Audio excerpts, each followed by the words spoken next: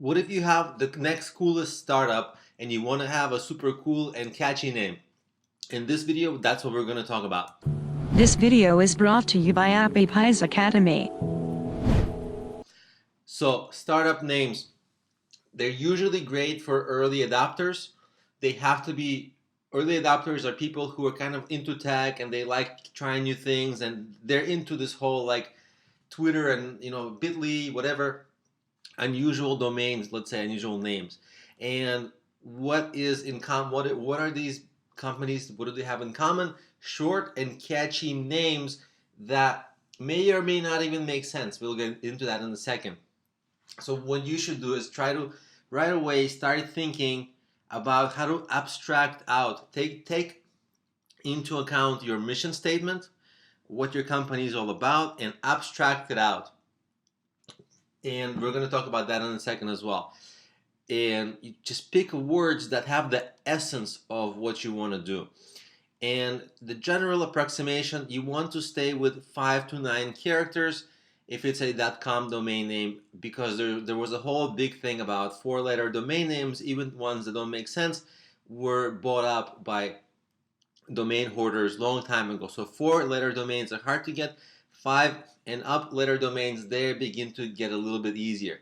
And you also want to think about alliterations. Alliterations are a couple of words that start with the same letter. For example, Birchbox and the BBB, that makes it kind of fun and catchy to say, and it becomes a little more memorable. So alliterations are very common in naming things.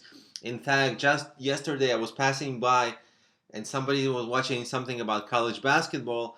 It was March Madness, and they were like Barclays branch, or brackets, right? Barclays brackets. And even so, I always pick up on alliterations when I come across them.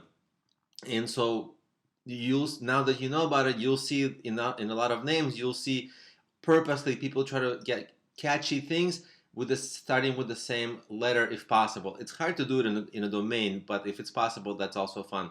Now you also want to use extensions. Some of the popular extensions are .io, .ly, Bitly, that was one of the very first ones. .co, a lot of .co domains are available. .sy, like for example artsy. So a lot of little words start to be cute and make sense. Maybe artsy.com is not available, but art.cy, sy was available at one point, and it became a cool startup called Artsy. And you can do a lot of things, especially if you have video or audio that you do, then .tv, .fm also makes sense. Now I want to get into how to find these cool brandable names. What I want you to do is it takes a lot of thinking, so it's not something you should want to try to do in one day. Give yourself a few days.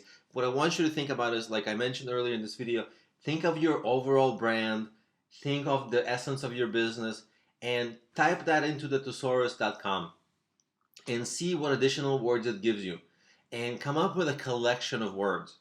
Once you have a collection of words, I'll tell you what you can do with them on top of this slide, where you can try to add these dot extensions to the words you have and see if anything makes sense. If it doesn't, if your word is too big, you can always just take 1 or 2 syllables from the word that give away the word as a hint, but not quite. For example, I'll talk in a second. Fitbit.com. Now, I don't actually know what Fit is a syllable that can be in many, many words, but it can be like fitness. It can be fit. It can be fitness. So what if you can take just 1 syllable from a couple of words, and if you had a couple of word domain which was a little bit too long and wasn't catchy, if you just take a syllable from each, then it becomes cool and catchy. For example, Fitbit. Also, look at this. Pinterest is also a combination of syllables. You can pin things by your interest. Now it's 3 syllables, but still you understand it's kind of this combination of syllables. And so you can just take, just like we found domain names that were .com names with real names. For catchy startup, you can have 1 syllable words that you combine. So Facebook also is an example here. Pinterest. And there are many, many, many words like names like that. You can also, if you're creative, you can try something with words from other languages, like the romantic languages, like Spanish, Italian, and words that people know in English. So something that people say in English, if it makes sense for whatever industry you're in and what you're doing. Because admittedly, this is very difficult to do. But if you pull it off, it's super cute and fun, and people will remember, and you'll stand out with it. So these are the ways that you can take traditional longer domains that have full names, full English words, and play around with the syllables to make it cute and more catchy and more startupy, give it that feel.